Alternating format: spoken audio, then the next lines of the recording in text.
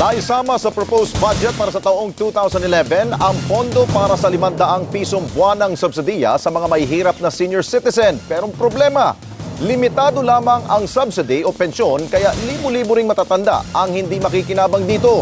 Nagpapatrol Pia Gutierrez. Pagtatahi ng basahan ng hanap buhay ng 65 anyos na si Aling Clarita. Sa bawat kilo, 17 pesos lang ang kita niya. Kulang na kulang sa pagkain at gamot niya at anak. Di araw-araw ang kita dyan eh. Kung kailan lang may matapos, tapos may kukuha, ganon. Kaya naman malaking tulong daw sana kung matutuloy ang pensyon na 500 piso kada buwan sa mahihirap na senior citizens sa ilalim ng Expanded Senior Citizens Act of 2010. Pero ayon sa chairman ng Senate Ways and Means Committee na si Senador Ralph Recto, di kwalipikado si Lola Clarita dahil base sa panukalang 2011 budget, limitado lang ang pensyon sa mga edad 80 pataas. Ay, naku, hindi ko na siguro maabutan yung 80. Kung maabutan ko, diswerte naman. Pati si Lolo Manuel na nabibilang din sa pinakamahihirap na pamilya at tsapuera.